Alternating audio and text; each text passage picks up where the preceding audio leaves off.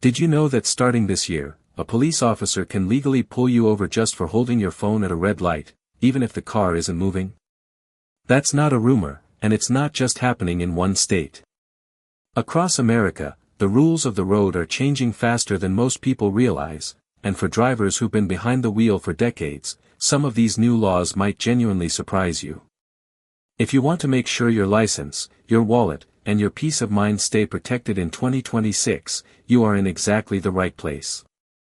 Stay with me, and if you find this helpful, please give this video a like, subscribe for more updates that matter to you, and drop a comment below telling me how long you've been driving. I'd truly love to hear from you. Now, let me take you back for just a moment. Think about the first time you ever got behind the wheel. Maybe it was a hot summer afternoon, and someone you trusted, a parent, a grandparent, maybe an older sibling, sat beside you and said, "Okay, just take it slow."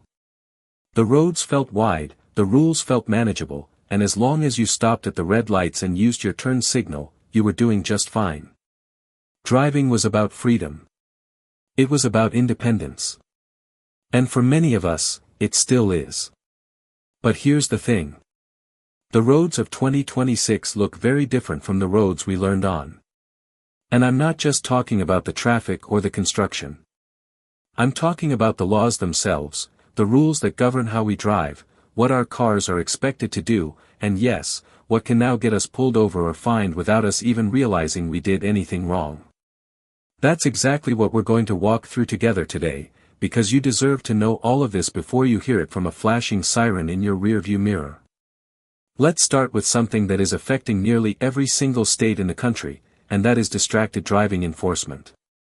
Now, most of us grew up in an era before smartphones. We navigated with paper maps, we pulled over to use a payphone, and we thought a car radio was a luxury. But today, millions of drivers, including people our age, are holding their phones while driving, whether it's to check directions, answer a call, or glance at a message.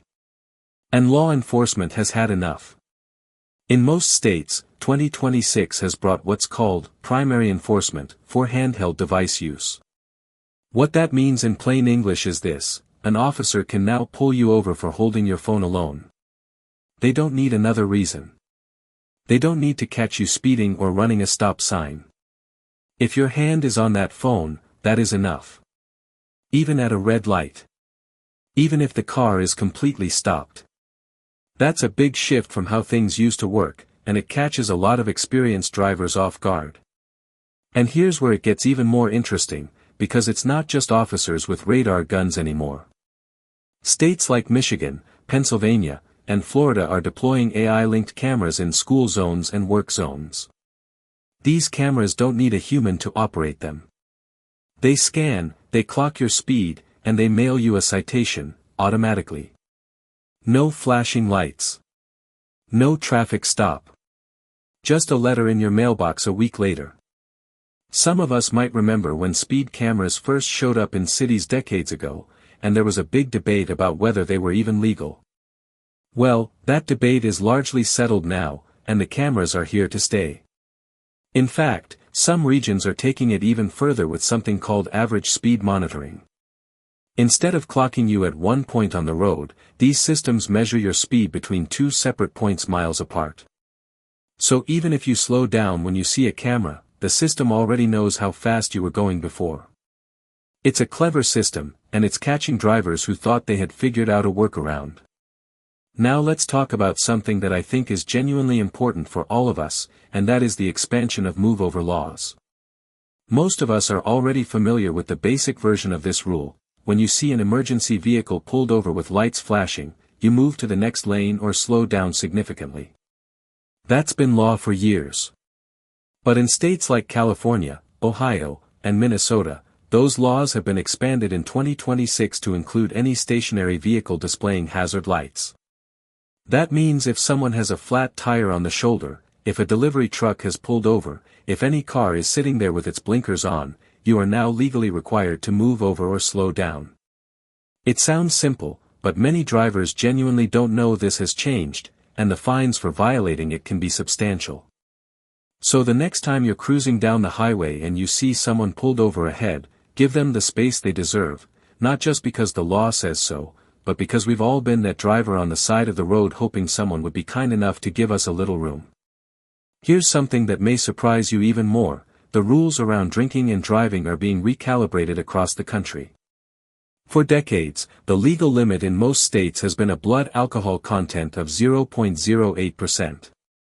But a growing number of states are now moving toward the 0.05% standard, sometimes called the Utah model, because Utah was the first state to adopt it a few years ago. Now, 0.05% is actually a lower level than many people might imagine.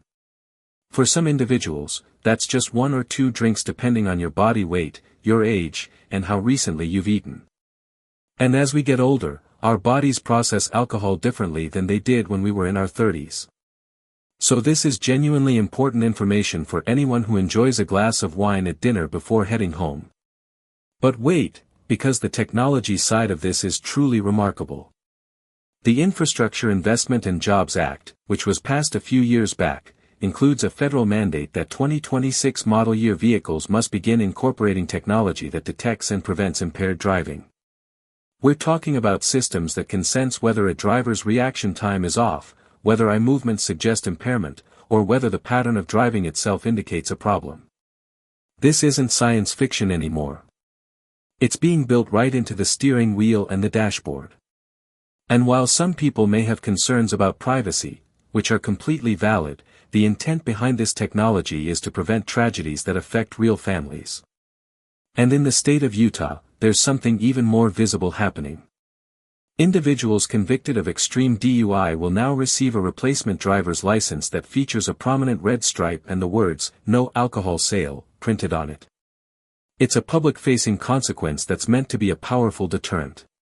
Now let's move on to something that affects every driver regardless of how much or how little you drink, and that is insurance and vehicle compliance. In states like New York, real-time insurance verification is now in use. What this means is that government databases are checking, in real time, whether your insurance policy is active. If it lapses, even for a day, even by accident, even because a payment was delayed, your registration can be suspended immediately. No warning letter. No phone call first. The system flags it and acts on it. For those of us who've always been responsible drivers but perhaps rely on auto-pay systems that occasionally have hiccups, this is something to keep a very close eye on. And here's something a lot of drivers have never even thought about: license plate covers. Many people have decorative plastic covers over their license plates, or they've used certain sprays that reduce glare. In states like California and Virginia, this is now a finable offense, and the fines can reach up to $1,000. The reason is that these covers and sprays interfere with the electronic scanners that law enforcement and toll systems use to read plates. So if you have any kind of cover on your plate, even a clear one, it may be worth removing it before your next drive. For those of you who have made the switch to an electric vehicle, or are considering it, there's a financial update you should know about. More than 40 states now charge an annual registration fee for electric vehicles, typically ranging from $100 to $200. The reasoning is practical: electric vehicle owners don't pay gasoline taxes, which have traditionally funded road maintenance. These fees are the government's way of making sure EV drivers contribute to the upkeep of the infrastructure we all share. It's a fair conversation, and it's one that's going to keep evolving as more drivers go electric in the years ahead. On the environmental side of things, some regions are now using roadside emissions sensors, passive devices that scan your vehicle's exhaust as you drive past. If your vehicle is flagged for excessive emissions, you won't be pulled over on the spot. Instead, you'll receive a notice in the mail directing you to get a repair. It's a relatively gentle approach, but it's a sign of how monitoring technology is becoming woven into everyday driving in ways we simply didn't have before. And finally, let's take a quick look at what's coming on the horizon with autonomous and self-driving vehicles, because this affects all of us even if we never intend to own one. California now allows self-driving vehicles to use specific marker lights to signal when the automated system is active. So if you're ever driving alongside a vehicle that has an unusual light pattern you haven't seen before, that may be exactly what you're seeing: a car driving itself, letting everyone around it know.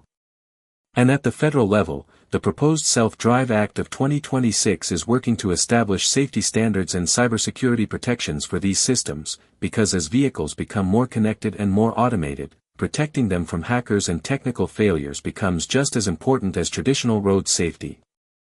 It's a lot to take in, I know. And if you're feeling a little overwhelmed right now, please know that's completely understandable. The roads we drive on today carry more technology, more enforcement tools, and more legal nuance than they ever have before. But here's the good news, you are already ahead of the curve just by watching this video.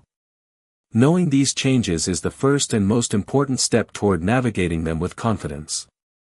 You've been a careful, experienced driver for years, and with a little updated knowledge, you'll continue to be exactly that. Coming up next, I'm going to bring everything together and leave you with a few practical, easy-to-remember tips that will help you stay safe, stay legal, and stay confident every time you get behind the wheel in 2026. You won't want to miss it.